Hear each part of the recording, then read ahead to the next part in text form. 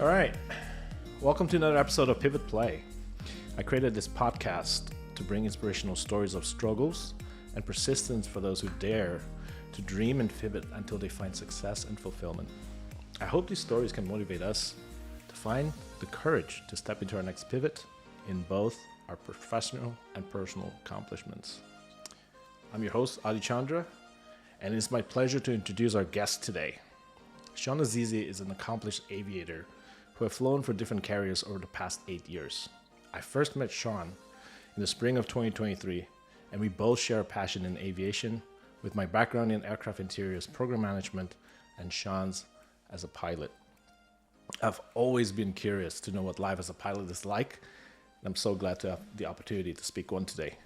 Welcome to the podcast, Sean. Thanks for having me. Appreciate it. How's life as a pilot these days? It's pretty good. Can't complain. It's either a lot of time at home or a lot of time away from home, so it's kind of hard to find that balance. But it's been good. That's the only constant, as you know, whether you're a pilot, 50 years ago, or you're a pilot in 2024. Yeah. I mean, that's the sacrifice you have to make, right? Exactly. Being away from family when you're at work. Yeah. But before we get into that, we haven't talked about your early days, your youth, your childhood. Yeah. Maybe share a little bit about what was your childhood like, and what were you like as a kid? So I like to think I grew up a pretty normal life, but it's tough to say. I've immigrant parents who both immigrated from different countries, and eventually made their way from this from the East Coast in New York, Okay. To California, and they decided to have a family. So grew up in a bit of a diverse household, because my parents came from different countries. Right. But they did their best to provide for their children, and they did a great job at it. And early on, I was always kind of into cars and motorcycles and BMX bikes and things like that. So I rode BMX bikes for a very long time. Yeah. Man. Okay. So I used to catch the train out to Arcadia or Baldwin Park, West Covina from LA all the time to go ride at skate parks and go home. Wow. But yeah, those were probably my bigger passions, is BMX and cars. Okay. So I've always been into that. Did you ever break a limb or something? Yeah, a couple. A couple. Okay. Pretty bad, or just like cut up? In BMX, I've broken fingers, nose, toes, wrists. Okay. Wow. Things like that. Okay. Feet. I was in a pretty good motorcycle accident a number of years back, and I broke my femur. Wow. So that was a pretty good recovery as well. So wow. Yeah. How long did it take to kind of fully recover? The femur was about a 2-year recovery. It was a compound fracture, so my bone broke in half and protruded out of my leg. That's what a compound fracture means? Yeah. Oh. So you can have a fracture where it's just like a hairline crack. Right. And a compound is when it breaks completely and exits the body. Like complete break, basically. Yeah. Ooh, So okay. now I have a metal rod in my leg. They drilled my femur hollow, put a metal rod in a couple screws, and Okay. Good as new. pretty much, yeah. Or better. Probably better. Titanium is pretty strong nowadays. So Wow. it was a pretty expensive leg, let's say that. Yeah. I can imagine. Okay, so you did that. By the way, Yeah. do you have any siblings? Yeah, I have an older brother, and I actually have a twin sister. Oh, you do? Yeah. Wow, Yeah. okay. So my brother's a couple years older than us, and I'm the older of the twins. So Okay, I have a okay. little sister, I should say. But Okay. Yeah, we're twins. Ah, interesting. Didn't know that. Yeah. So, okay. So you had a lot of interest in BMX, cars in your younger days. I mean, if you look back, when was the first time you thought you might want to become a pilot? So that actually happened a lot later on in life. Oh, okay. I would say, when I was younger in school, like grade school, Right. the idea of like becoming a doctor or a pilot is like the equivalent of being an astronaut in my eyes, It's like too far-fetched. Exactly. It just seemed unattainable. Okay. And I think also part of it was, you come from, like I'm first generation here in my family, and there's nobody else to rely on for information on how to go about doing certain things or pursuing certain careers. So I just never imagined that it was feasible for me. And I have a close friend of mine that actually I went to high school with, and we got back in touch years later. I had a lot of personal things going on in my life, and I was ready for a change. And, catching up with him and realizing that he's an airline pilot at the time. He still is, but he was at the time. It sparked my interest. And we stayed in contact after that. And fortunately, he helped pave the way for me to become an airline pilot. So that was kind of the first time that you even thought about it. Like you even imagine yourself going through it, right? Yeah. And going through the process of becoming one. Okay, but before that, say you're still in elementary school. What were some of the things that you thought you're going to become when you were at that age? Something that I was dead set on was getting to automotive fabrication. Because cars have always been a passion of mine. Like mod kits and stuff, or what kind? I just love to build and race cars. Okay. That's still probably one of my biggest passions today. Like Irwindale Speedway kind of thing. Yeah. I can appreciate all disciplines of the automotive industry, so I can't pick just one. Like I love, drifting, drag racing, Formula One, all that stuff piques my interest. Okay. But I wanted to build, and whether that be like a street car with an engine swap, or just modifying a car to handle better and take it up to like Willow Raceway up in Rosemont and all that. But you were into the racing part of it, not just the building, but racing as well? Both, yeah. Both. Did you ever do it or try? Yeah, I've done a number of track days. Okay. It's been a couple of years since I have, but I think, I've always loved street driving and street cars too. But once you take a car on a racetrack and you learn that the car is so much more capable than you thought, street driving becomes boring, and racetracks are where things are at. So that's always really opened up your eyes to like understanding why cars are built and designed the way they are. And then you go off into, why your, 90s Japanese car operates this way, and why, like a Corvette Z06 is so well engineered for what it is, or the German stuff. And, so it makes you appreciate all aspects of automotive. It's funny you mentioned, because recently we had a movie night. It was Gran Turismo. Yeah. Did you watch that one? I did, yeah. Wasn't that amazing? It is. Like, it's one of those movies that are, I don't know. I mean, every movie is staged, right? Yeah. But it's got some like real physics behind it. It's like based on a real story, on a true story. Yeah. Right? Yeah. So I never got into, when I was younger, I did play video games a little bit. Yeah. And Gran Turismo was my go-to game.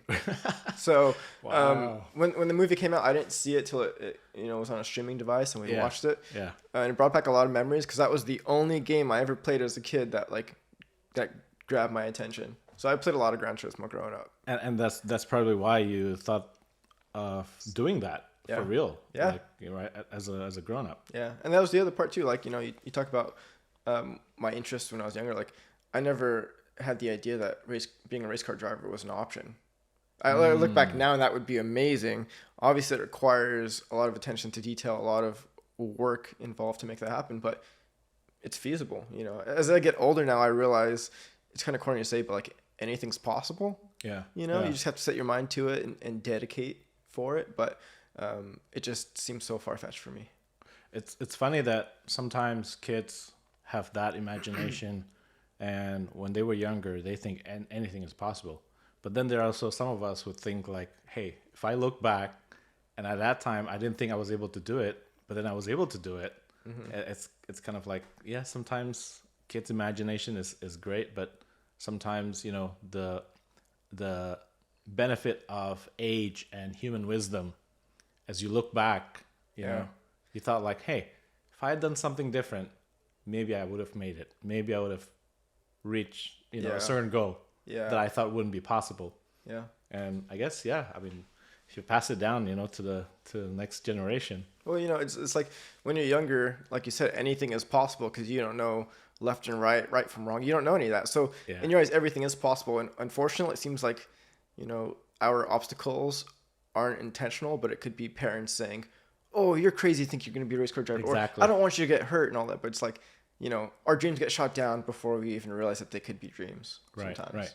Yeah, like that kid in Gran Turismo. I exactly. Mean, it almost seems like I was watching fiction. Yeah. Because how does an esports driver? Mm-hmm. I mean, he was literally an esports driver, but he was like one of the best, right? Yeah. I mean, he knows the game like inside out because of I don't know how many thousands of driving hours he had on it. Yeah. And then he made it. and it almost felt like, yeah, that's so Hollywood. Yeah. But it happened. Exactly. And ironically enough, there's a lot of that correlation in that movie to what I do. You know, like we do a lot of our training in simulators. Right. So for us, you know, we can have simulators that are full motion, that move in every direction an airplane would, and it comes really close to mimicking an actual aircraft. You know, is it 100%? No, but it does a very good job, enough to where we get signed off to actually fly a real aircraft after we have X amount of hours in a simulator, and we perform certain maneuvers that we need to show that we're proficient in. Yeah. So there's a lot of similarities there, you know. True. So it's kind of funny to think about. Like a PlayStation game is a simulator. Exactly. For the real thing. And if you go on YouTube, there are tons of videos of you know, people who fly like Microsoft Flight Simulator and things like that, and then it's like, oh, can I land a real airplane? Wow. So yeah. Okay, so what was your? Okay, we talked a little bit about your background, but what was your first paying job? My first paying job. I grew up in a small family business, okay. So I helped out a lot. Yeah. You know, ever since it was like almost like slave labor as a child. You know, it was free work. But I did that for a number of years, working with my father. Outside of like a family business, though, I worked retail at a store called Tilly's, the clothing store. Okay, I remember that. Yeah, I worked there for a bit, and actually enjoyed the retail experience. It was kind of hectic, but it was fun. Just as a assistant. Yeah, just an assistant. You know, cashier work, things like that. Stock. You know, everything from cleaning the store to organizing the store. Right. Yeah, I did that for a number of years just to get some work experience and kind of see how I liked it, what else was out there. Okay. But growing up in a small family business was a different experience in its own. You know, always understanding how we had food on the table. Yeah. From our parents. Yeah. And what kind of work ethic was required to have a successful business. Right. What was that like for you? I mean, did you enjoy it? I mean, and maybe share a little bit about what you did. You know, I'm very fortunate for it. It was, you know, when you're a kid, you don't know what normal is. Right. Because everybody lives a different life, and you figure that out later. Sure. So I thought it was normal to, you know, get picked up from school, and then, you know, you're going straight to your parents' work because they have to work and find a way to provide for you. So work was our life. You know, that's what we did. It was awesome working with close friends and family. You know, it didn't feel like a job in a way. Okay. It was more, I'm supporting the family. I mean, it's tough to say. I've never had a 9-to-5 where I felt like, oh, I'm at work, this is a drag. I don't enjoy it. You've never had that? Hardly. Not really, yeah. But, you know, I haven't had the average work experience that most people have. You know, going from working in a family business, branching off to kind of starting my own business within that family business, and then getting into aviation. Aviation is not a typical 9-to-5. Absolutely not. You know, so, you know, I talk to a lot of people that dread going to work. Right. And I can see why. But, yeah, my father started a small office supply company when he moved to California. Kind of like, you ever see the TV show The Office? Yep. I'd like to say that's kind of the story of my life. Wow. Yeah. Wow. Okay. How long did you do that for before you had to do something else? Doing that full time, I would say it was probably from 18 to 26, about 8 years. Okay. At least. That's quite a bit. Yeah, and then within that, I started my own company off to the side. I want to say about 4 or 5 years. Okay. As well. So I kind of branched off into becoming a printer technician and servicing printers. Right. Yeah. So let me ask you this, if you don't mind. Yeah. You were enthused about racing and automotive and things like that. At what point did you think that wasn't attainable for you, or do you try to go in that direction and hit some wall? You know, I never thought it was attainable up until like the last couple of years of my life, where I'm like, now that I look back, I could have done anything I wanted. Right. But I would say that dream of the automotive world never ended, because every dollar I was making at work, I was spending on a car. Really? Yeah. So not that I'd recommend it, but it became kind of like a hobby for you. 100%. It was a lifestyle. It wasn't even a hobby. Right. Lifestyle. You know, I was working to help save money to build an engine for a car, or things like that, or redo suspension or things like that. So it was kind of like, I guess, my relief from my side gig. Okay. So although I never got into like anywhere close to like professional racing or anything like that, that filled the void of the automotive industry for me. Because if I wasn't at work, I was working on a car, I was driving a car, I was going to events, I'd go to the racetrack, things like that. So you still do that? I mean, you still not as much now, unfortunately, but I'm used to kind of build up your own car and 100%. Yeah. Do some track events. I got into airplanes to pay for my car habit. That's what I like to say. That seems like a good trade. Yeah, it's working out. I mean, so both far. are pretty fun. Yeah. So, take us through. Okay, so you met a friend. He was a pilot. Mm-hmm. He still is a pilot. He kind of inspired you to peek into that world of aviation. Yeah. What was that like for you? Like, was that just like one day you meet him, you struck a conversation, and what you heard from him just completely piqued your interest and you start to dig into it? Or was that like kind of like things going through your head and saying, and you were kind of asking yourself, can I do it? Should I do it? What was that process like for you? I'll be honest, it was kind of scary. I was in my mid-20s, and when you're younger, you think you're old, and as you get older, you're like, you start kind of looking back. But I was like, oh, I'm too old for a career change. Like, everything's fine now. You're very comfortable. But I was also at a point in my life where I was ready for a change. There's a lot going on in my personal life, and it was forcing me to grow. Okay. And so I was ready for a change, and I was looking elsewhere for some form of employment that I can enjoy for the next 30, 40 years.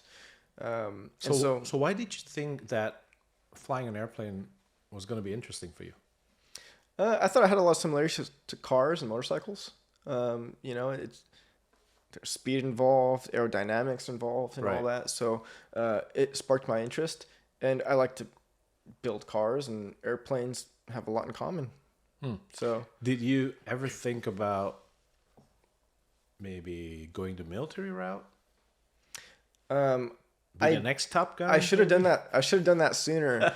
Okay. Now that I look back, I probably, if I can redo it again, you might want to. I would consider joining the military, right? If I was younger. But also, when I was in high school and like outside of high school, we were in wars left and right in the Middle East, and that didn't seem fun, right? Flying an airplane seems fun. Flying a fighter jet is like top notch, but when you're at war with somebody, it doesn't seem like something you want to be involved in. So I guess that kind of deterred me from it. But I like the discipline that the military provides in your personal life, and it gives you those kinds of opportunities. So I didn't join the military.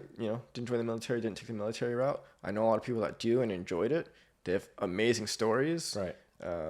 But it could be a sacrifice. A very big sacrifice. Right. The ultimate sacrifice. I mean, there's a senator. I think Senator Tammy Duckworth. She was, I believe, she was a Black Hawk helicopter. Okay. Pilot. Yeah. And she was injured in a battle for Fallujah in Afghanistan. Wow. This was in the 2000s. So yeah, she lost both legs. Yeah. And I mean, like, it's a sacrifice. It's not all just the. It's not all fun games. Stories and glories, Exactly. Right? Exactly. Okay, so you thought, maybe if you were younger, you might have gone that route. No, and this is me looking back now that I'm older and more experienced. Fair enough. On paper. Yeah.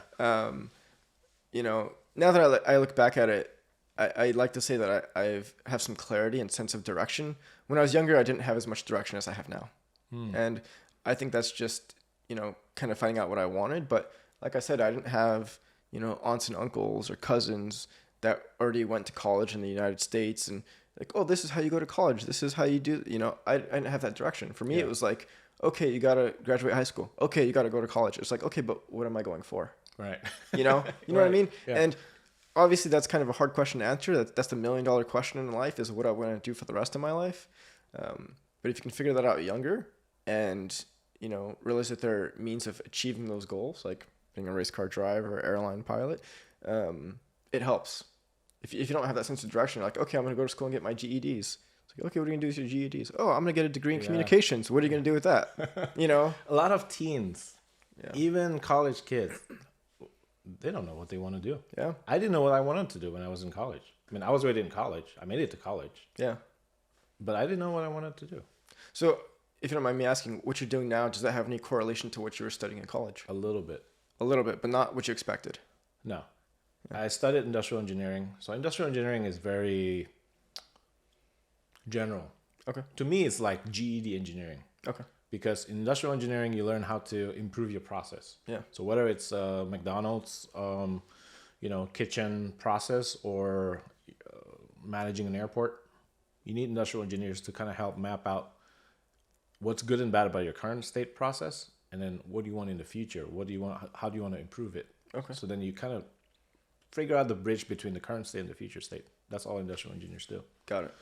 So a lot of industrial engineers, they work for a whole variety of companies, right? So I started in a aerospace supplier company that makes aircraft interiors. My first job was as an industrial engineer was to figure out the production line. Got it. Where are some of the hiccups? Where are some of the processes that are broken? How long does it take for us to make a closet, a galley? And what can we do to go faster, a little bit faster? Yeah. Make the process more predictable. Yeah. So I would be like going down to the production floor, figuring out what the process steps are, figuring out how people make stuff, and just trying to make it a little bit easier for them so that they have an easier job and, more success in what they do. Yeah. But I only did that for a couple of years. Okay. And I went into project management. So like I said, 2 years. And then the rest of the benefit, I would say, is just how you deal with people, how you work in teams, how you, work to achieve a common goal. But those things can be accomplished with any education. Yeah. I mean, I would say that. Yeah. And a lot of it too is experience on the job that you learn. I think college is a great tool. You learn a lot. You learn a lot about yourself. You realize that you can achieve goals of getting a college degree in 4 years, whatever it may be. But at the end of the day, you go to college to get a piece of paper saying, hey, I can achieve this. And then you get a job, right? Right. And then whatever field you get into, you learn more on the job than kind of what college was teaching you. But 100%. So there's a lot of that. There's a lot of that, and it's almost like, you wear the cape and you graduated, and that was like a confidence building thing. Yeah. Yeah. And I felt like, yeah, okay, I did this, so I should be able to get my next, leg in my career or whatever in life. Yeah. And accomplish something. It gives you a great block to build off of. But that's just one path. Yeah. I mean, a lot of people these days, they're starting to see whether that's the right path for them. Yeah. Yeah. And there's no right or wrong answer. I went to school for mechanical engineering for a couple of years. Did you, how was that for you? Did you enjoy it? I enjoyed it, but it also involved a lot of, general education courses and all that stuff that kind of deterred me from focusing on anything engineering related. Yeah. And ultimately I just got caught up with work. So I never did finish, But funny you said that, because if I look back to my engineering courses, first and second year, you don't really learn anything specific. It's all the basics. Exactly. It's all the general engineering, right? Yep. And before that, you got to go through all the math and the physics and all that, all those courses. Yeah. Yeah. Okay. Great. Textbook stuff.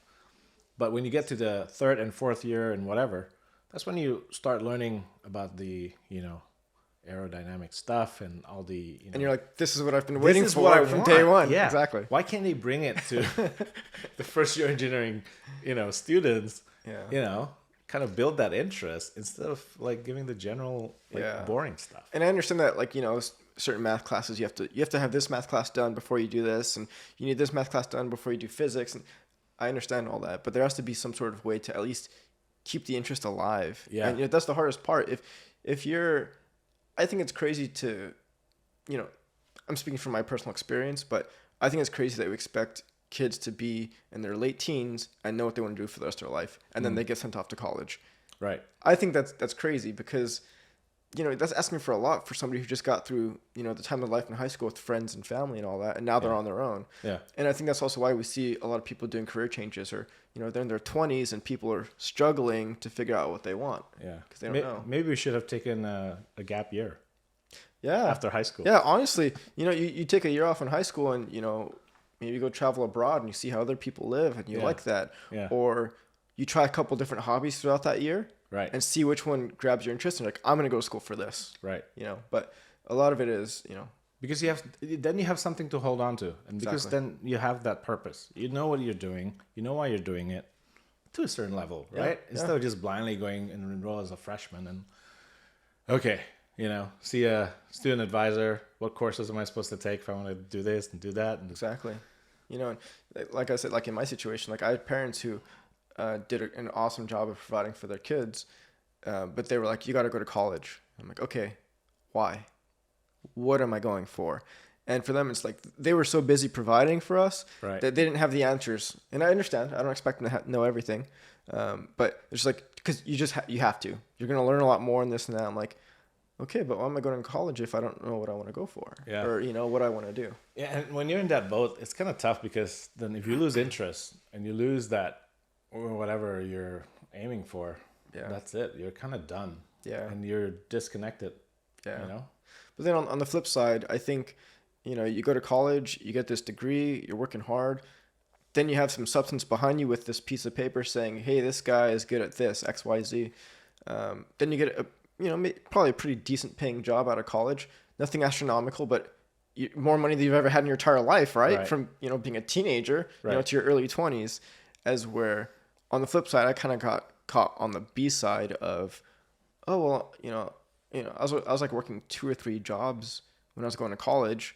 I'm like, well, why am I going to school if I'm already making money? Not that I was making a lot of money, but you don't know better. It was still the most money I've ever made in my life at the time. For sure. So I'm like, I'm making money. I don't need school. Then a couple of years later, like, I should have kept going to school. I would have made more money. Although these days, not a guarantee. Yeah. It completely is not. Okay, so you met your friend. What happened then?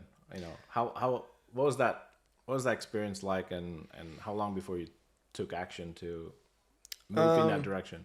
I would say we ended up actually taking a trip to Japan together with a bunch of friends. Oh, okay. He was one of them? He was one of them. Okay. Yeah. So we talked prior to going to Japan, but it sparked my interest. We were in Japan. All we talked about was airplanes.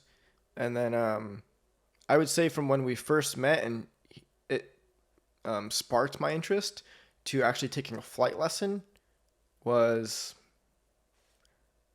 5-6 months. Okay. So relatively quick. That's pretty quick. Yeah. But also, like I said, when we were talking about it, I was already personally ready for a change. Like I said, I was going through some personal struggles and all that. Sure.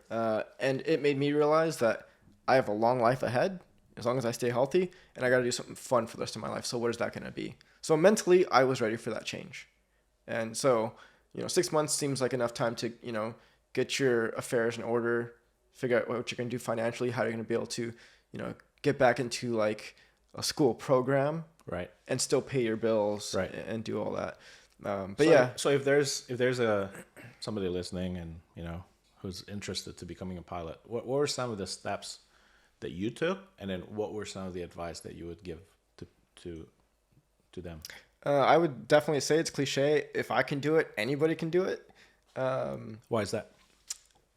Because I wasn't a straight A student in high school, and I have friends that were straight A students, and if they were that smart and they can grasp any little detail of whatever we were being taught, I don't see why they couldn't excel in aviation. As long as they want to do it, right? Exactly. Aviation also isn't for everybody, though. There's a physical aspect to it. There's a mental aspect to it. So there's a lot going on. I'm not just talking about airline aviation. I'm talking about flying an airplane in general. Like we think everybody can drive a car. Everybody does drive a car. And if you're the worst driver on the road, you're probably driving pretty decent for the most part. But there's another dimension to aviation, flying an airplane, that can't correlate to driving a car. The threshold is not. It's not the same. You can't be a bad pilot. Yeah. Flying any airplane. Yeah. You have to have a certain level. There are huge consequences for being a poor pilot. For sure. You can't just pull over on a cloud when you run out of fuel. Things like that. That's what I like to say. You neglect your car and it breaks down, you just pull over the side of the road. Right. And cars are built so well nowadays that they don't break down like they used to. Right. Right. So what was pilot training like? What was flying school like for you? For me, I actually really enjoyed it. I kind of missed training. Training was the easy part. Really? Yeah, and I don't mean that it was like, you know, a walk in the park. Mm. It was easy in that all I had to do was show up, be ready to learn, study on my off time, and rinse and repeat and do it over again. But How did you learn? Did you have to take notes, or did you take a lot of basically mental notes and just repeating what you do? I learned what worked for me, and everybody's different, is I learned best if I was handwriting notes and I was listening to somebody instructing. And I took a bunch of different avenues to learn from. I didn't just focus on what my instructor was saying when he was teaching me how to fly airplanes. I did that. I took notes on everything he said so I can always review it. But I was watching videos. I had a bunch of programs. I had books. So I was learning from every way possible. And, you know, I'm kind of jumping forward here, but when you become an instructor and you teach people how to fly airplanes yourself, which is which is the common path that people take to get into aviation and become airline pilots, you yourself becoming a teacher in a lot of ways almost become like a psychiatrist. Like you learn about human behavior and human nature because you have to teach all types of personalities, you know? So I think that was a big factor in it too that people don't realize. Right. So you're learning to adapt a lot as well. When you learn all these, was it a lot of one-on-one or was it a lot of one to a class kind of instruction? When I was learning, it was a lot of one-on-one. Okay. Sometimes I meet up with friends and, you know, talk aviation that were more advanced than me or had more experience than I. And this is not even talking about just physically flying the aircraft. This is just groundwork, Yeah. you know? Yeah. But yeah, you know, when I was learning, I kind of fell off the face of the earth and I was just eat, sleep, breathe aviation for, you know, all day, every day. How long did you do that for? About 2 years. 2 years. Yeah, 2 years. Is that kind of the minimum in ground training? I wouldn't say it's fast. You know, I wouldn't say it's super slow. It's probably like middle of the pack. Okay. There are a couple of different ways you can do it, right? So what I did was I went to what they call like a Part 61 flight school. Okay. So if you go to like pretty much any airport in Southern California, there's probably a flight school on property. And a Part 61 flight school typically will have a curriculum to teach you how to become what they call a private pilot. And the steps to make it to the airlines, you need to become a private pilot. Then you need to get instrument rated. Then you typically become a commercial pilot. You can go a couple different ways after this, but becoming a CFI, which is a certified flight instructor, is common. And then you build hours. Then you're finally getting paid in aviation. You get your multi-engine rating, and then you need hour requirements to fly a jet. So those are kind of the steps of it. What does instrument rated mean? Instrument rating allows you to basically fly in weather and through clouds, where you're relying on your instrument panel and your instruments, so you know where you're going rather than just looking out the windows. Got it. So I went the Part 61 route, where I found a good flight school with an awesome instructor who went above and beyond to help me. Got all my ratings. They offered me a job at this flight school, and I built my time there. What a lot of people do is you can go to like Part 141 flight schools, which are like a pretty quick, strenuous curriculum where you can go from 0 flight time to have multiple instructor licenses in 9 months. Wow. So, you know, you can expedite and get it done really quick. It's a lot more involved. You know, you're flying every single day for the most part. You know, it's going to cost you more money to go that route. You know, I don't know exactly what the program is for people that go the 141 route or those accelerated programs. They'll definitely get it done faster than I did. They probably spent more money than I did too, though. I see. So, or you can, you know, go to a lot of these aviation colleges, and it's a longer footprint to get your flying certificates. Right. But you're also getting a 4-year degree with it as well. Okay. So it's about 4 years to go from, you know, first flight to becoming an instructor and then teaching at that school. So there seems to be at least 3 different paths that you can take. Yeah. To get at least, right? Yeah. So you took the Part 61 route. Yeah. Part 61 route. And how did you find that school? Was that recommended by somebody else? That school was recommended by my good buddy who got me into flying. So the other one that I went to high school with him at. Okay. This is what made it easy for me. He laid it out. He's like, all right, here's what you're going to do. You're going to fly at this flight school with this instructor. You're going to do your check rides and all your tests with this examiner. You're going to build your flight time, you know, as a CFI. And then when time comes, you're going to apply to the airlines. And maybe because I just had a lot of trust in him and, you know, which I guess could have gone bad if he was steering me the wrong way, but he didn't. He's a great guy. I didn't question it. I was like, okay, this is what I got to do. And at that point, I was 2 feet in. I had, failure wasn't an option. Like, Right. If I'm going to make the jump, I'm going to do it. So if one were to go into that flight school today, yeah, and kind of repeat what you they did, can do exactly what I did. they can do exactly the same 100%, thing. yeah. And how much money would it cost them in today's dollars for 2 years of education? So this is where financially, I'm glad you actually bring this up. It can vary from person to person, and not only can it vary, finding a way to pay for it's hard to do. Okay. This is what makes aviation hard to get into. Okay. You can go to a college and get a 4-year degree with it. What that would cost, I can't say personally, but I've heard it costing upwards of well over $100K to $250,000 in education with a degree at the end of it. So you're $250,000 in debt potentially. And it's a longer route. It's a longer route, yeah. But you do have the college degree backing you behind it, which is awesome. You can probably get some grants and loans to help subsidize some of that, some of that student loan. The Part 91 route can cost more or less than the route that I took. It all depends on how motivated you are. So Part 61 was, a lot of self-study, a lot of self-motivation. It was me showing up to my flight lessons saying, okay, I'm ready. Let's learn this today. Let's do that today. And my instructor also teaching me. And then he'll be like, okay, we're going to do this tomorrow. Then I'm at home studying it, so I'm ready for it. Part 91 with the accelerator programs are very similar. It's just more condensed.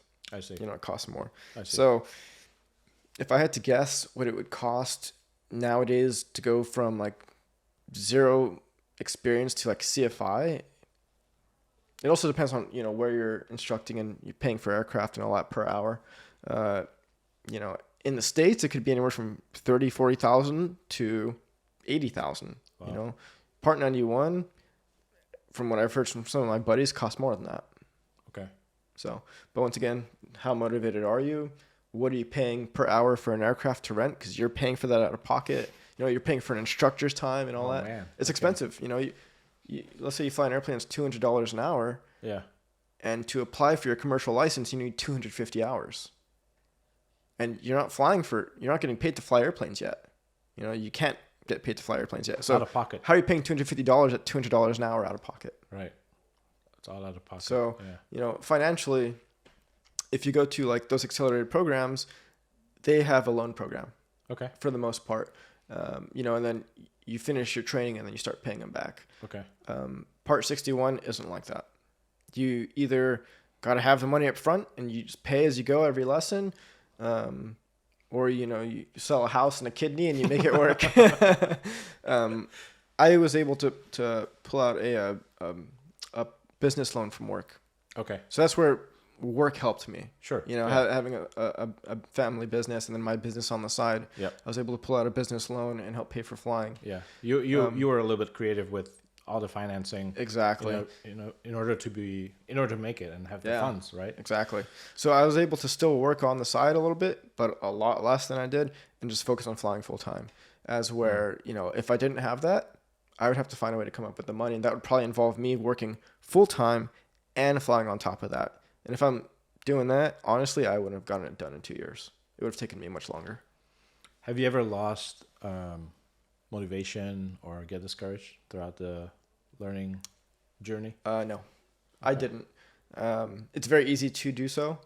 There's a statistic, they say like 70% of pilots who start their pilot training just to become a private pilot, which anybody can become a private pilot. It allows you to fly recreationally for fun with friends and family, things like that. 70% of people who start don't finish. Wow. And you need to become a private pilot to become a commercial pilot later on. Sure. It really weeds out the amount of applicants. It's a lot of work. Private piloting, is that limited to only a certain type of like light aircrafts? Yeah. So there are a couple different certificates you can get, like recreational pilots, which is even further limiting. Okay. But if you become a private pilot, give or take, you can probably fly just about any general aviation aircraft. So any piston engine, single engine. Right. You can get a multi-engine rating to add on top of that. Then you can fly multi-engine general aviation aircraft. But yeah, I mean, there's a pretty wide array of what it does allow you to fly, at least. How long did it take you to reach that stage of being a private pilot? For me, I want to say it was about 8 or 9 months. 8, 9 months. Okay. Yeah. I had a couple of hiccups along the way, whether it's like making sure you can afford it as you're going through it, the unknowns of the process. You have to get cleared medically to do it. What does that mean?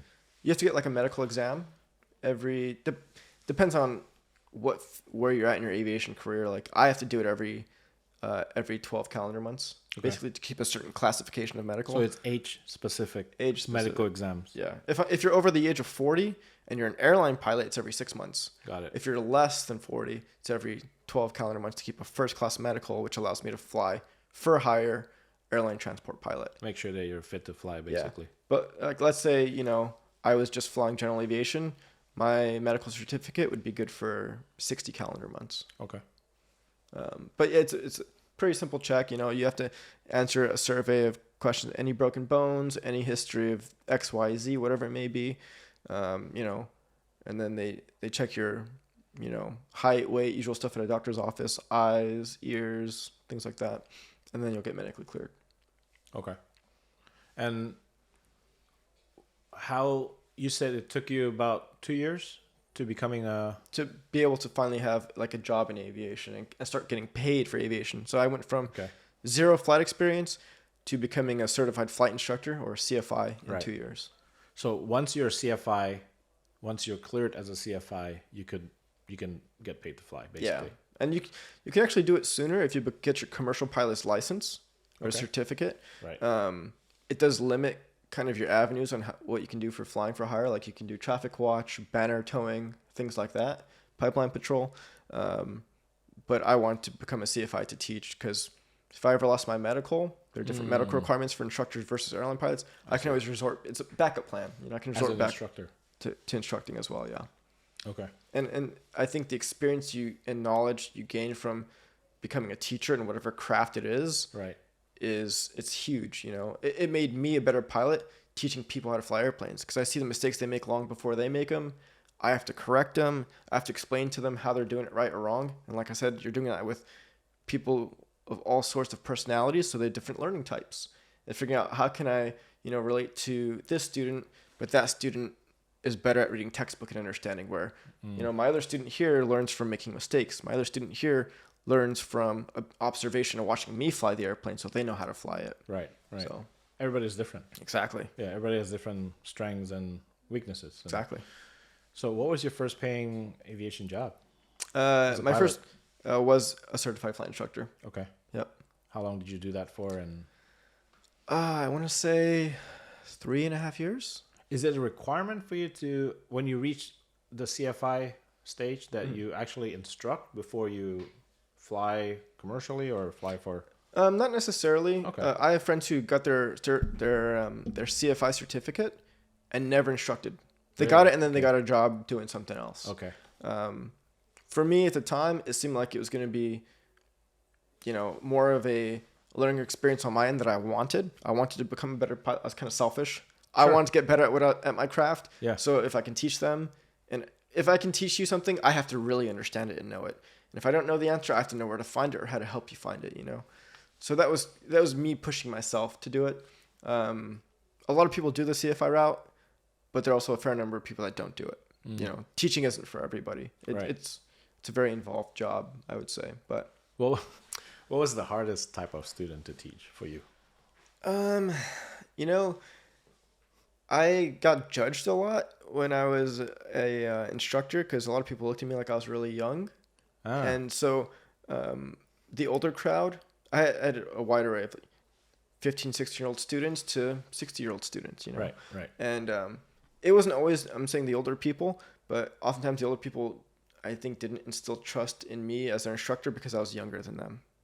And I got that a fair amount. So, to each his own, I guess. But but as a student, they can only get as much as they're willing to learn in a way. Yeah. So they're kind of like sabotaging themselves if they have that kind of a mentality. Yeah, exactly. So, I mean, I guess I understand it.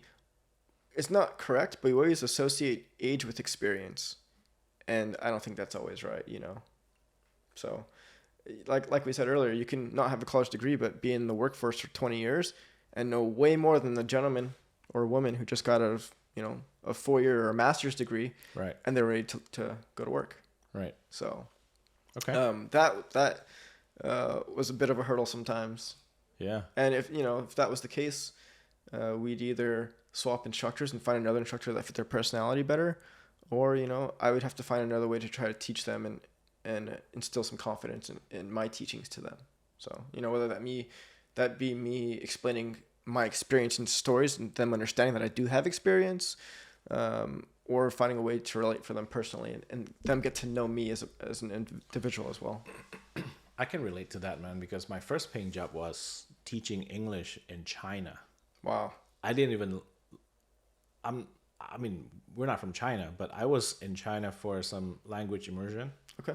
And actually, as a student, I don't think I was allowed to have a teaching job or any job, any paying job for that matter. But I managed to convince the English, ESL principal to get me hired as a teacher. Yeah. And I only managed to teach for a week. Okay. Because on the last day that I was teaching, somebody asked me how old I was. Yeah. And I was like, and I was too honest with them, right? And they realized that I was like 5 to 8 years their junior. Yeah. And so they complained and they said, "How can you, let a teenager teach us English?" So I can definitely relate to that mentality. And it's I don't want to say it's all just because it's a pride thing on their end. Maybe I'm sure that plays a big factor. Could be. But at the end of the day, if somebody knows more than you, they know more than you. Their experience knows no age, so that doesn't matter. But Yeah. So you know how it goes. If I want to learn something about gaming, I don't ask my wife. I ask my kids. There you go. Sorry, honey. That's the truth, though. Okay, so you were a CFI. You were instructing for some time. Yeah, about 3.5 years. 3.5. Okay. I had a start date with a regional airline, which it's an airline company, but they fly smaller aircraft. Okay. So not like 737s or Airbus stuff. Right. And COVID hit. So wow. Okay. So that slowed the industry down, and I did not start at the airlines. So I instructed for another maybe year. Okay. So you started with flying the regional jet. Yes. Right before COVID. Yeah, I actually started flying it after COVID. Okay. Yeah, so I started flying an Embraer 170, 175. It's about a 76-seat jet. Yep. You'll fly them anywhere from Los Angeles to San Francisco or Los Angeles to Austin, Texas. But yeah, you can kind of tell it apart because it's like 2 seats per side as you walk down the alley. Right. It's a 2-2. Yep. Okay. And what was that like? Did you like it? Did you love it? I enjoyed it. Yeah. It was a very advanced aircraft. Yeah. It's a newer generation aircraft, maybe 15 years old or something like that. But right. Which is new in aviation. Right. Absolutely. But, but it was a great airplane, great company. I flew with amazing people. I enjoyed the job. Financially, it's a different time now, but financially, the regionals didn't pay very well, and major airlines pay more than regional airlines. It's almost like a stepping stone. Right. But the industry's ruthless, and you could get stuck at a regional airline for 15, 20 years. You could retire at a regional airline because the major airlines aren't hiring, whatever it may be. But yeah, I did some calculations, and the hard part about the regionals, I would have stayed there longer if I can justify it, but I would have probably made more money working full time at In and Out than as an airline pilot.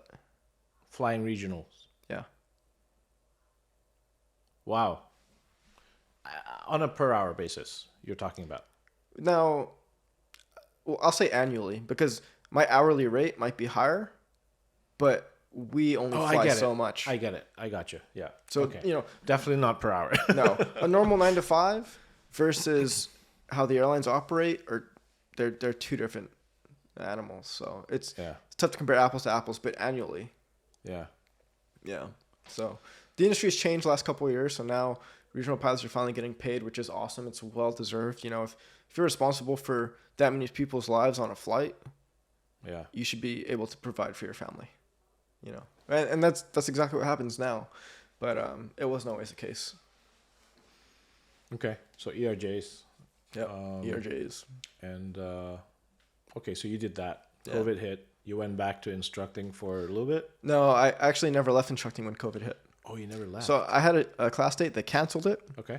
I kept instructing. COVID was still around, but it lifted. I then got recalled back with the airline. So Okay. I started with them. Right. I flew with them for about a year and a half. Okay. I want to say, give or take. Yeah. And then I got on with a legacy airline, major airline. I mentioned to you earlier, but I got on with the Alaska flying 737s out of Los Angeles. Okay. These were. So that's quite a shift, right? Because you were flying, E1s, and now you're flying Boeing 737s. Yep. How much additional training did you have to do transitioning from the E170s to a 37? So that's a great question. I'm not sure if a lot of people realize this, but when you fly a jet, every jet requires what we call a type rating. Okay. And that involves you going into training for a couple months to get to know the aircraft. And that's, it's broken down into like a number of different tests within. But it's the way they explain it to like people who don't know aviation is, let's say you drive a Toyota Corolla, right? And you get a license to drive a Toyota Corolla. Then you want to upgrade to the Camry. Guess what? You can't just hop in it and drive it. You have to get a license to drive the Camry now. Right. And then you have to get a license to drive the Toyota Sienna when the time comes, or whatever it may be. So every aircraft, for the most part, requires what we call a type rating. Okay. So, I got type rating in the Embraer 170, 175, which is the same airplane, it's a couple seat difference. Right. And then I have to go to training for a couple of months to learn how to fly a 737. Couple of months. Okay. Yeah. So the transition going from a flight instructor to flying a jet is a big jump. You're flying 3 times fast. I used to fly approaches in a little Cessna at like 90 knots to I'm coming in on final into LAX at like, 130 knots. Right. So you're doing everything twice as fast, right.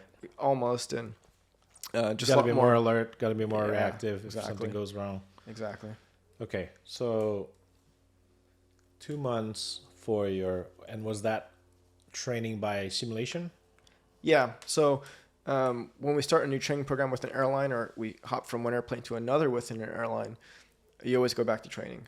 Okay. And so I was in training for a couple of months on the 737, and it's everything from book work and taking written tests to then hopping in the simulator and learning flows on how to operate the airplane, call outs, our emergency procedures and normal operations and different types of approaches we fly into airports. Okay. So it's a lot of training for sure. I don't think a lot of people understand quite how much training it is. What do you mean by call outs? Explain that.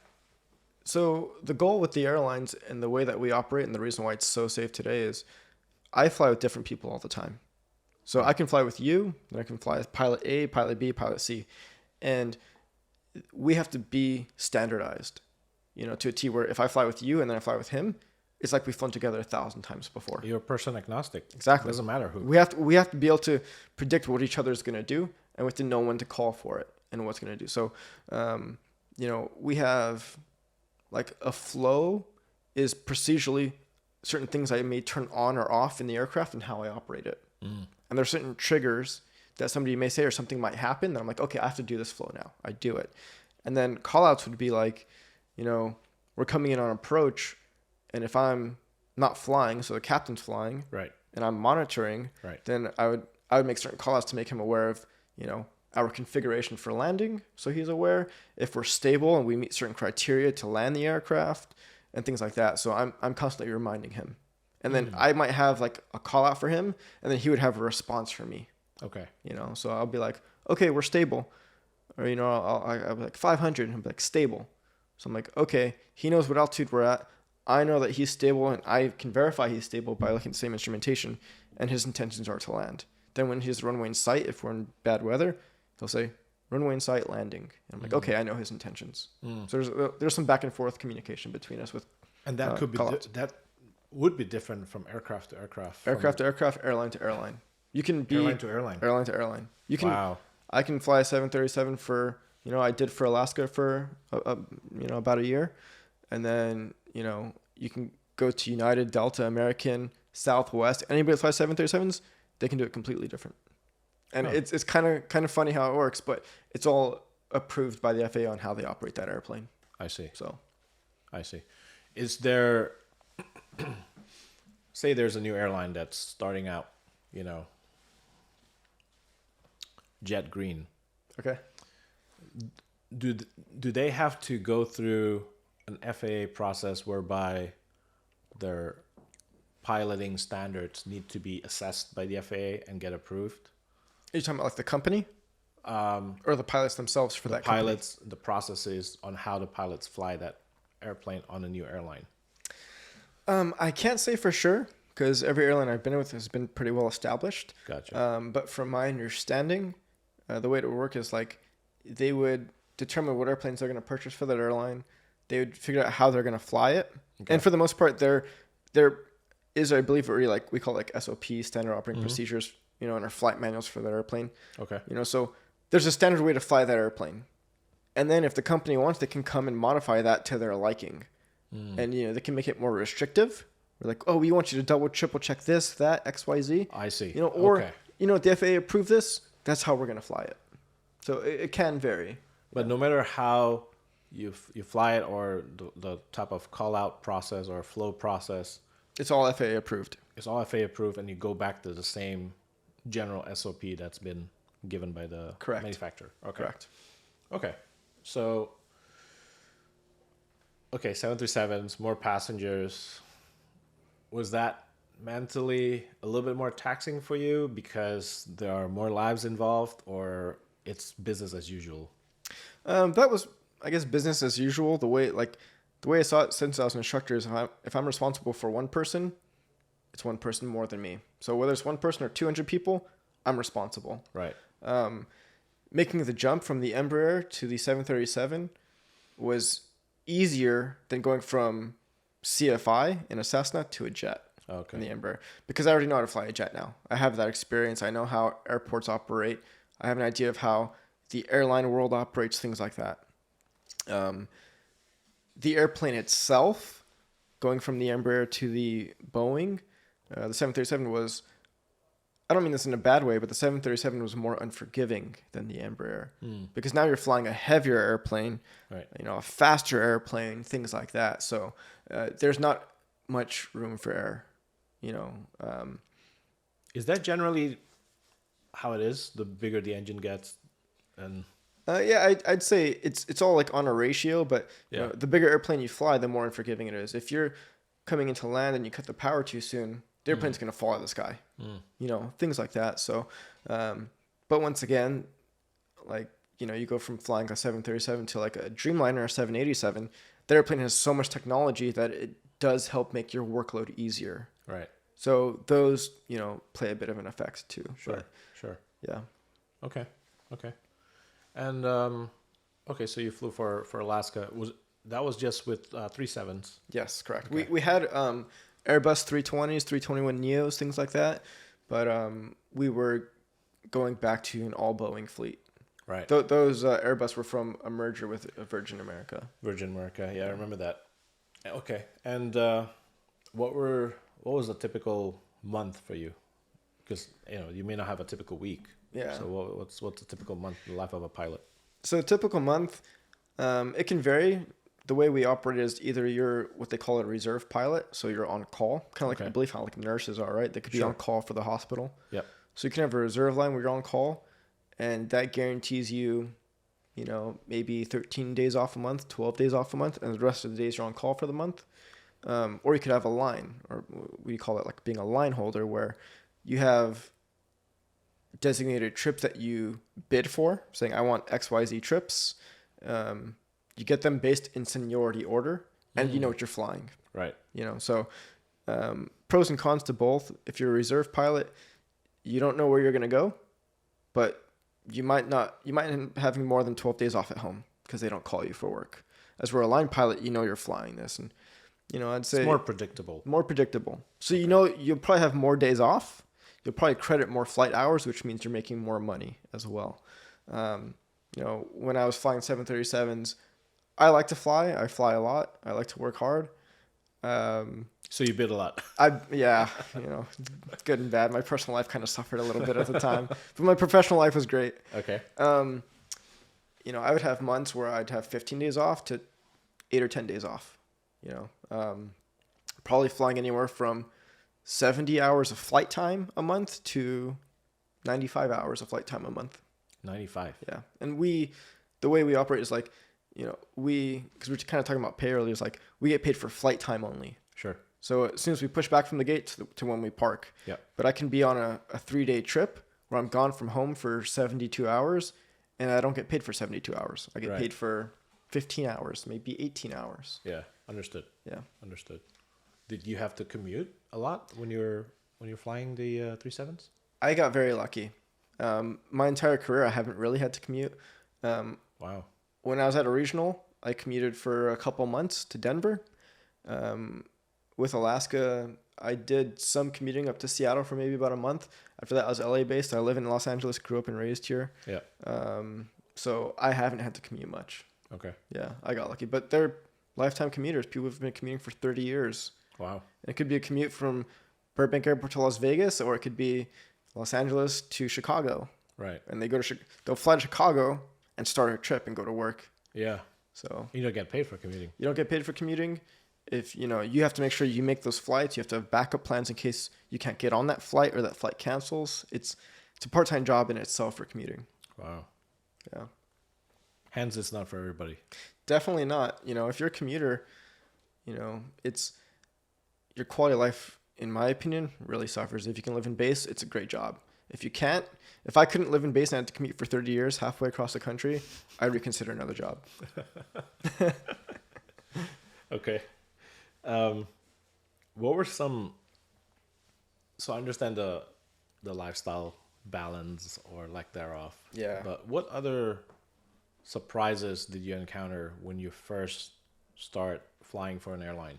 What were some of the things that you maybe didn't expect or didn't foresee that you learned after you started doing it? I think what surprised me the most is how it seems almost impossible to get one flight out on time successfully. And I say that because there's so many moving pieces. Like, people look at pilots as like, we're, the end all be all. We have final say on things. But, they're baggage handlers, they're gate agents, they're flight attendants, passengers. The airplane if the airplane was late somewhere else, yeah, I'm not going out on time. I might even get canceled. My flight might be canceled because my airplane never shows up. Yeah. So I think the amount of moving pieces involved really surprised me, and I'm just a speck of dust in the game of aviation. But also the other thing that I'd say surprised me is balancing personal and work life. It sounds glamorous to go to sleep or wake up in Los Angeles, go to sleep in Honolulu, and spend 24 hours there, but you don't see friends and family. Right. You're not there. If you're doing international flying, if I fly from LA to Japan, Haneda, Narita, and something happens at home, I'm a 8-10 hour flight away from home. Right. So trying to balance work and my personal life was more of a struggle. When I was a CFI, I was driving home every night, so it wasn't a big deal. It was almost like a 9 to 5 in some ways. But I think that's kind of the $1 million goal and question for everybody, is like, how do I have good quality of life at home with my friends and family and kids, if you have them, versus working and having 8 days off a month, 10 days off a month, and I'm never home. And then some people could be gone for, depending on what type of airline job you take, or if you fly cargo and all that, they could be 2 weeks on. So imagine 2 weeks away from home, how much your life changes if you come back home and next thing you know, your kids just graduated high school last week, but you weren't there. Right. So I think finding that work-life balance has been a pretty big surprise for me. Maybe it's somewhat similar to like some other professions out there, like truck driving, like long-haul truck driving. They encounter some similar challenges too with regard to family balance. Definitely. And the way I can relate to your life is like it's almost like being on 60%, 70% business travel all the time. Yeah. Out of your working life. Yeah. Or, imagine you drive to work, correct? So imagine you're driving to work. Standard day is 8 hours of work, but you guys have a lot of projects and deadlines to meet. And so instead of you working 8 hours a day, you're working 14 hours a day. So you probably wake up early, drive to work. You don't see the kids in the morning. Wife might drop them off to school or something like that. You're at work. You come back home at night. They're already sleeping. You eat dinner. You go to sleep. You wake up, do it again. That's not good quality of life for a 9 to 5. Yeah. That's kind of the equivalent of what we deal with in a way. Yeah. Yeah. Okay. And we've had some pretty rough news in 2024 with regard to aviation. Yeah, it's been a rough year. 2023, 2024 has been busy. January 2nd, JAL A350 happened in Haneda. Yeah. What went through your mind when you heard about it? I was very impressed with how the crew handled that. It's going to happen. It's just statistics, right? Like accidents in aviation or driving a car, whatever it may be, these things are going to happen. Yeah. But we have to be best prepared to mitigate them and respond to whatever the incident or accident is. And, it was a shame to hear about people losing their lives in that. But I was also very impressed with how Japan Airlines crew were able to successfully evacuate such a large wide-body aircraft. Mm-hmm. And everybody got off board. I think it was like 350, 360 souls. I don't know if that included flight crew or not, but it was a lot of people. And, the fatalities were from, I believe, the Japanese Coast Guard, unfortunately. Yes. Yeah. But to evacuate that many people is unbelievable. And I've seen, tons of videos of it on social media where the flight attendants did a great job of getting everybody off, but also keeping them calm and making sure. There's a big thing I see in a ton of evacuation videos. Nobody's carrying a bag. Right. In Japan, everybody listened to instructions. They did as they should. They got off.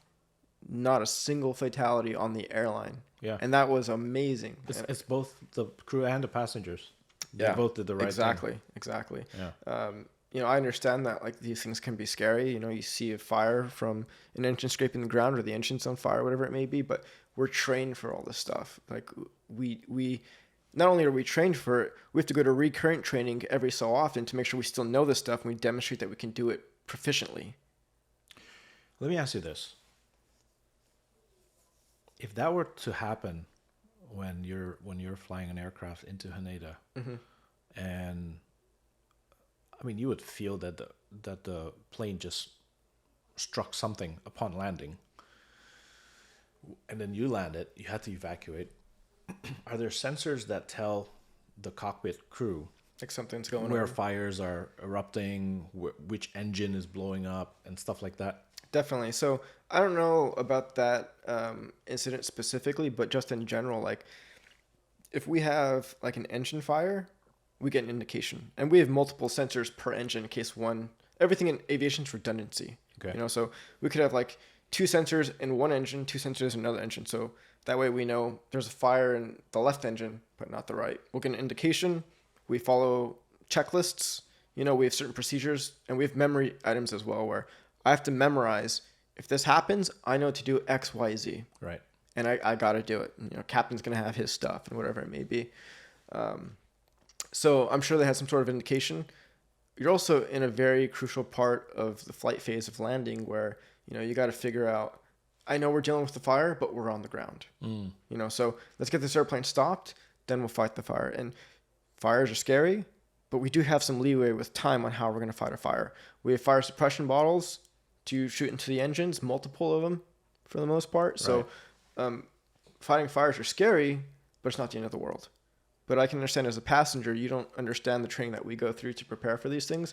And if I was a passenger and I didn't know anything about aviation, I saw a fire, I would think my life is flashing before my eyes and I want to get off. Yeah. But once again, flight crew is trained for this stuff, and they know how to get us out successfully. You got to understand and just follow the sequence of operation, sequence of 100%, events, right? Yeah. Not all 361 passengers should just get up of their seat and crowd the aisles, for example. And you can watch tons of demonstration videos of like, when all these airplanes get certified, they need to be certified to evacuate however many people they have on board in a certain time frame to pass a FAA certification. Right. And, oftentimes in evacuations, there are tons of injuries.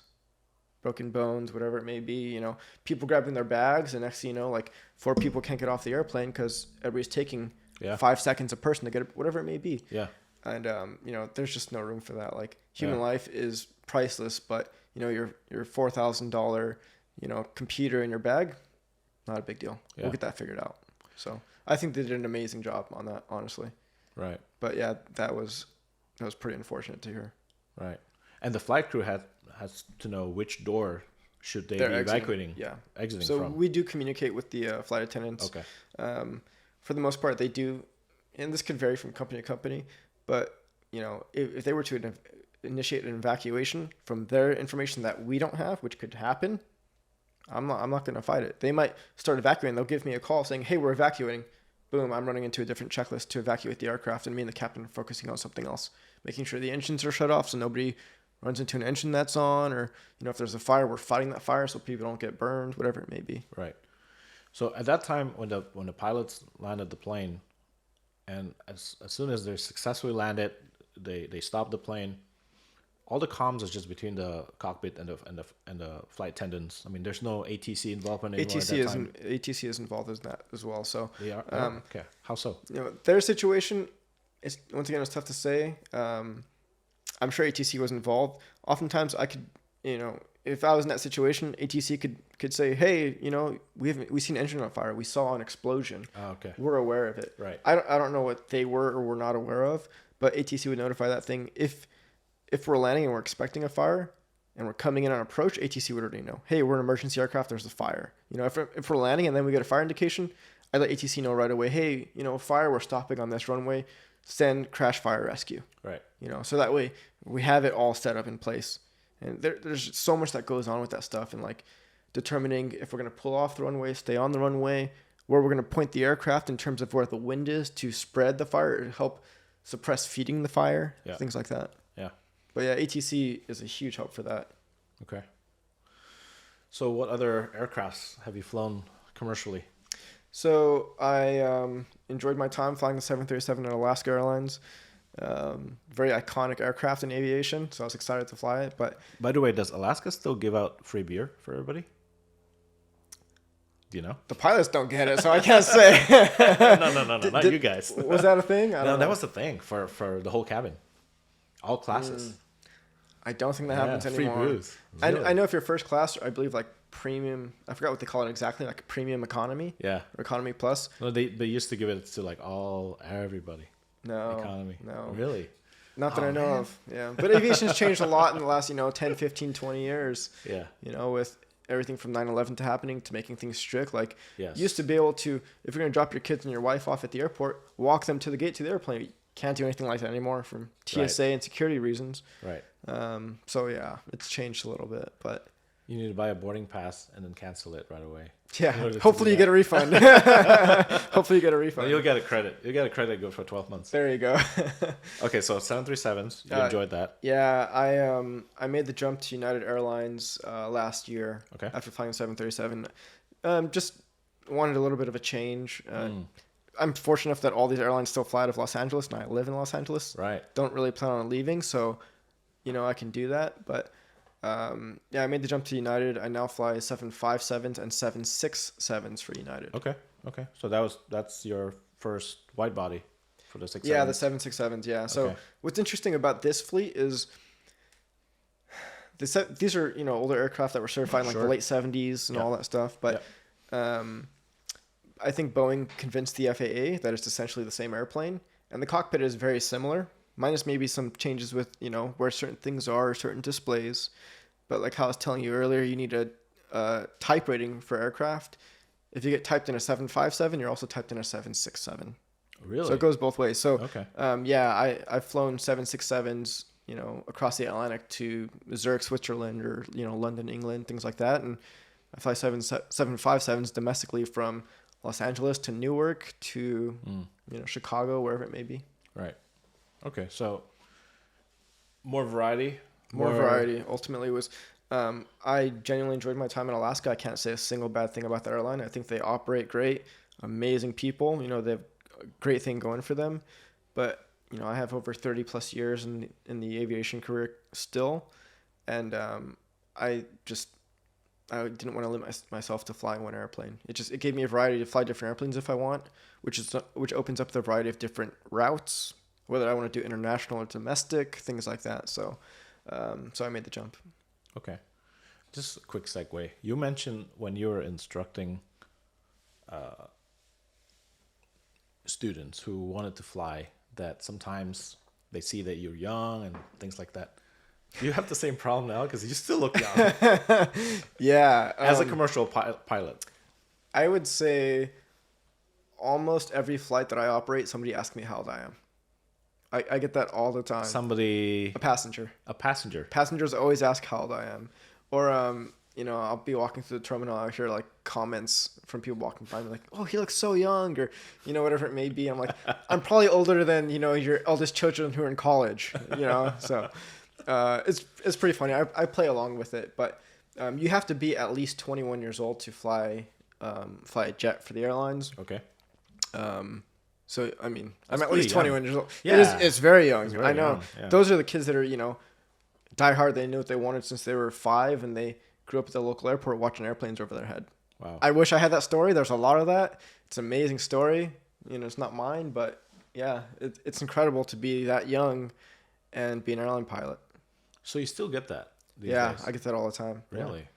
So, but in good spirits though. I mean, most people kind of ask you, yeah, or do they look not concerned when they ask you that? It doesn't seem as judgy, I guess.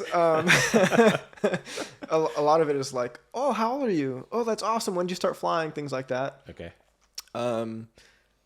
Maybe they don't say it to my face and they might feel maybe uncomfortable, but oftentimes, like, I'm a first officer. Captains are always older, so they're like, oh, he has somebody to learn from or somebody that's more experienced, whatever it may be. And there's a lot of truth in that. So maybe that kind of lessens their anxiety of seeing somebody who looks really young, walking out of the cockpit or something. So that might play a factor. But yeah, I get that a lot. Right. Wow.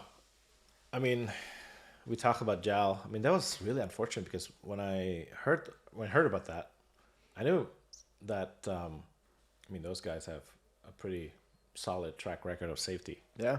Right. And like you said, it's statistics. Yeah. Things, when you fly so many million times, things are bound to happen, every few million times. Yeah. And it just so happened at Haneda to Japan Airlines. I heard, and I don't mean to cut you off, but I heard a very interesting statistic that really opened up my eyes. And it was when I was in training at United. United has, I don't know how many departures a day, across the U.S. or international, but hundreds of flights a day, right? Yeah. And the statistic that I heard was if we were successful 99.9999% of the time, we'd have a crash every couple days. Wow. That's how many flights we have. So we can't afford to have a track record of being that safe and successful. It needs to be nearly perfect. You know what I mean? So when you think about it that way, you're like, okay, yeah, safety is no joke. Right. But things still happen, right? Yeah. Alaska 1282, I think it was like 3 days later. Yeah. After the JAL incident happened from PDX to Ontario. Mm-hmm. So I think 6 minutes into the flight, when they were at about 16,000 elevation, there was a flight incident. Yeah. Where one of the left side door plugs basically came out, and the flight crew made a quick emergency descent into 10,000 feet. Yep. That was a tough one. That was. We do train that, in that specific incident. We do have like memory items that we need to know, because loss of pressurization in the cabin is a huge deal. And fortunately, it was 16,000 feet. If that happened at 36,000 feet, we'd probably be talking about maybe a fatality at minimum. But we have memory items that we do, and the flight crew sounds like they did an awesome job of doing those memory items, getting our oxygen masks on, so that way we know we're safe and we can operate the airplane now. Right. And then descend, get to a lower altitude. But yeah, that was very scary. The crew did a great job of handling that, and fortunately there were no issues. I heard that there was a child's shirt that got ripped off. I've seen pictures of cell phones that survived a 16,000 foot fall with the charger still plugged in, but the cord's ripped and all sorts of craziness. Unbelievable. Yeah. Yeah. Yeah. You know, the 737's been around for a very long time, and it's a very safe airplane. I had a captain tell me that flying on a Boeing is the second safest form of transportation in the world. Okay. Take a guess on what number one is. Okay, I won't. Escalators. Oh, not what I was thinking. kind of a interesting statistic, but Damn. I mean, Boeings have been flying for decades, you know, and they're definitely safe. It's just, you know, an unfortunate incident. Yeah, they have to be safe. Have to be, yeah. I mean, there's, like you said, 0.9999, 0.9999 is not good enough. Yeah. During the incident, there was a decompression event, and that led to the cockpit door opening up. I mean, I think it's part of the design of the aircraft itself. Did it? I wasn't aware of that. It did fly open, basically. Okay. Yeah.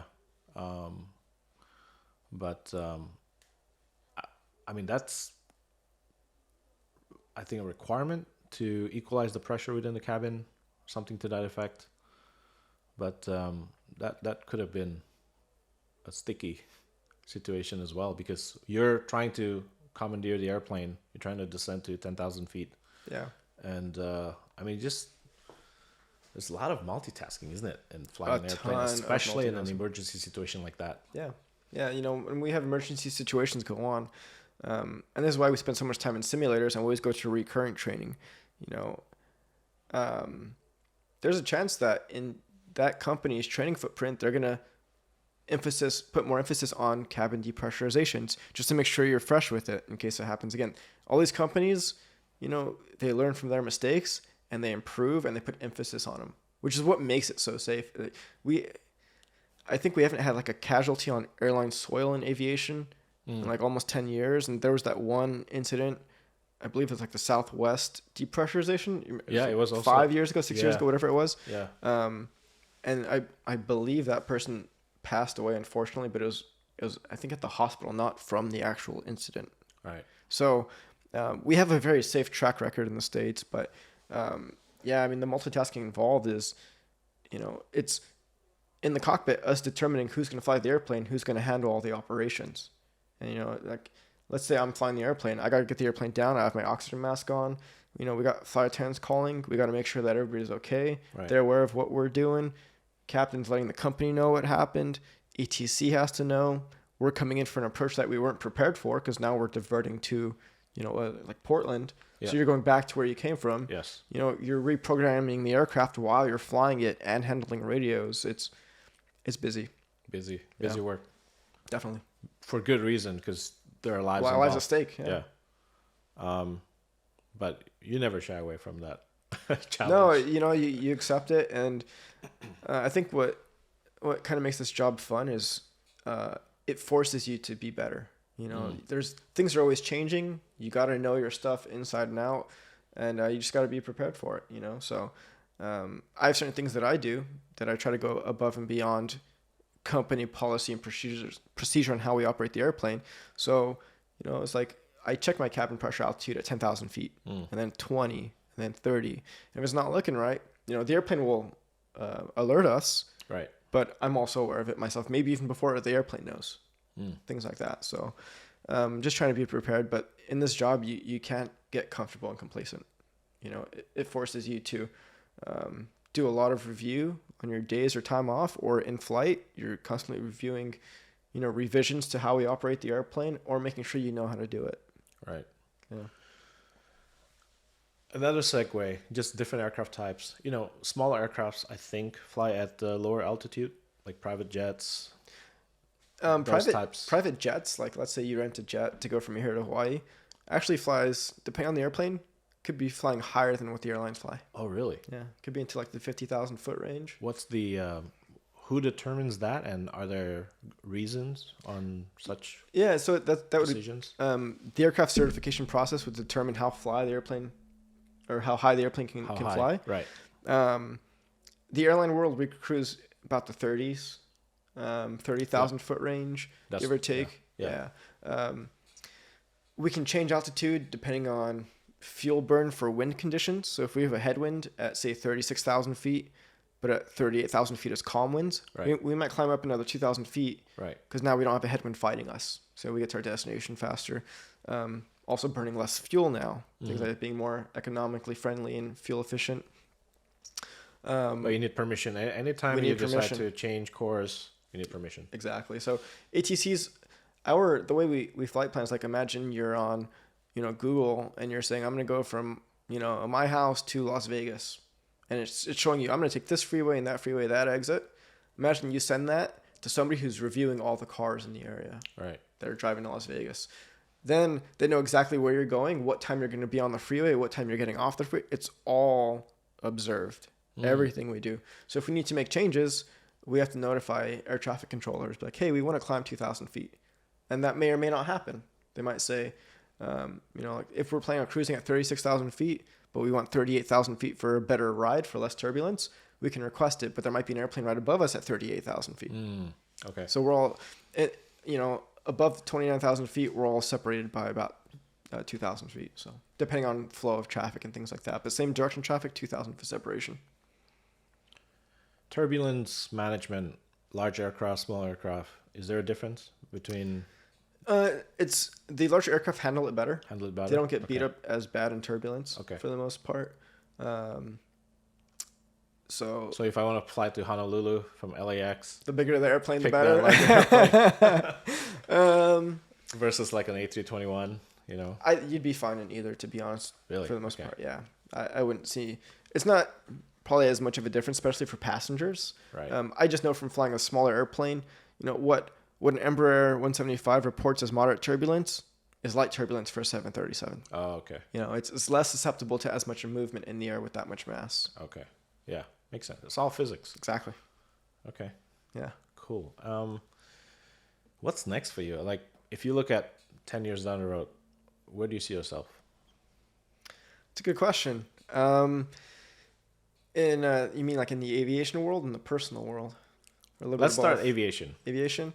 In the aviation world, I would say I have a couple options. Either I continue as a first officer on the airplane I'm flying on at 757, or I switch airplanes. Okay.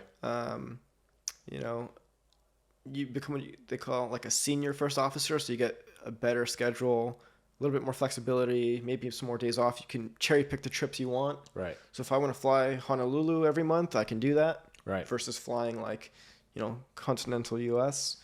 Upgrading to captain is kind of intriguing because left seat comes more responsibility but more pay. Okay. So I guess we'll see where we're at financially in my personal life and determine if that's the jump to make. Right. Or I can change fleets and maybe go fly wide bodies and do international flying as a first officer. Captains on wide bodies takes a number of years to achieve to be able to be eligible to sit in that seat because it's all seniority based company wide. Okay. So there's a lot of people that probably want it before I do. But so, do you think it's mentally more taxing to fly on the left seat, or do you think that? I mean, they're equally responsible to make sure. I think what a lot of people don't realize, I get this question from people sometimes, is like, what do I do as a first officer or a co-pilot? Mm-hmm. It's the same thing. I do the exact same job a captain does. If I'm, we delegate duties, and if I'm pilot flying, I'm flying the aircraft, I'm taking off, I'm landing, I'm operating it. If I'm monitoring, I'm doing the radios, and he's physically flying the airplane. Right. We delegate those duties. Either of you can do the job, right? Exactly. And, if the big thing about being PIC, pilot in command, or captain of an aircraft is you have final authority. So if you're my captain and we're flying, we're going to operate and mesh well together because of our company policies and procedures. We might, good captains will say, hey, what do you think about this thunderstorm, or weather's looking bad in Chicago? What do you think? And they would include, their crew members with the decision-making process, but ultimately captain has final authority. So if captain's like, if I say, oh, Chicago looks good, and I don't know any better, I'm like, oh, we're going to land, weather's great, and it's not, then he's going to be like, yeah, we're not going to Chicago. We're going somewhere else. You know what I mean? So, but they do have final authority on how we operate the airplane, what's going to happen if we're legal to depart due to maintenance issues or regulatory rules that we have, whatever it might be. So, it's definitely, it's taxing regardless, but captains work hard for their money. Right. They work hard for their money, and, they have a lot of experience to back it up. So each airline has a certain experience level or criteria before you're allowed to go for that role. Yeah. Upgrade. So there's certain hour requirements for the most part to get on with an airline in general. Like to fly a jet, you need at least 1,500 hours of flight time total. Right. There are other things within that, but you need at least that flight time. To have a first paying commercial airline pilot job. Yeah, and that's if the airlines will hire you at 1,500 hours. Right. They might not. They might want to see 2,500 hours. So that's in the U.S. That's in the U.S. Yeah. Okay. Yeah. Other countries might be could be different. Correct. Okay. Like you can fly a jet in Europe with a lot less hours. Why do you think that is? They just operate differently. You sit in the right seat longer before you get to the left seat, things like that. Yeah. I don't know the exact details on why. I think it's just a different way on how they operate, and it works for them. It seems like so. Right. But more experience isn't necessarily a bad thing, so I'm not mad about how we do it here. So yeah. Any okay, so that's professional. Personal life. Personal life is tough. Anything that you want to share? I think I'm still.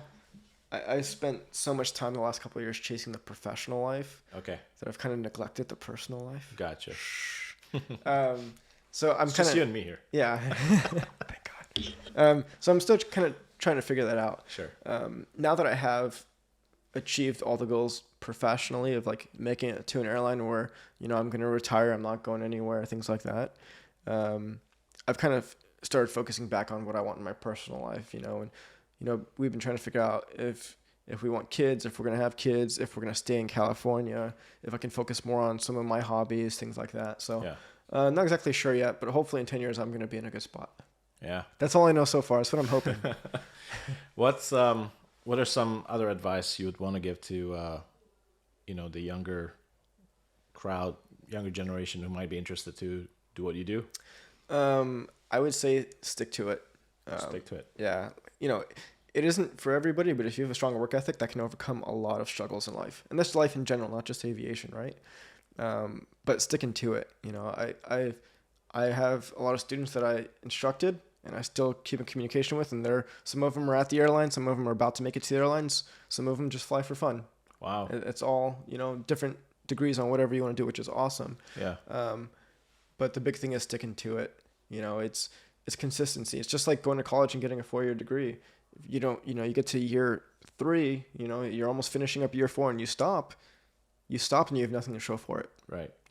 So persistency is probably the hardest part, being very persistent with it.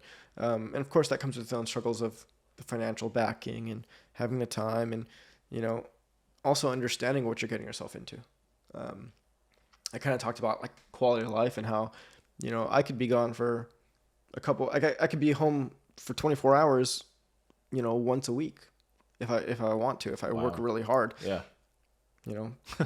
My life here is horrible. I come back home to completely different problems than when I left in my personal life because so much time has passed. But understanding what you're getting yourself into and realizing that, we're not designed to spend so much time away from our loved ones. So you have to know how to manage that. That's kind of been a big eye opener for me.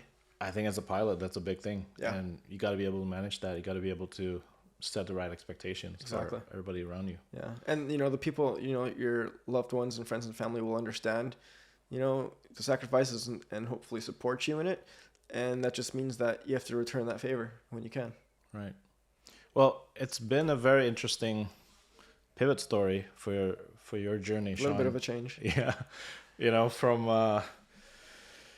your high school days and, being interested in cars and racing to eventually pivoting to become a pilot and, flying full time now as a commercial pilot. It's definitely fascinating. It's definitely a world that, I haven't experienced myself, and I'm so blessed to have this conversation with you today. So Likewise. definitely thank you for your time, and Thank stay you. safe, stay engaged as a pilot, and I'd love to have you back sometime in the future. Yeah, just let me know, and I appreciate the conversation. Thank you. Thanks for a lot. having me on. Thanks a lot, Sean. Thank you.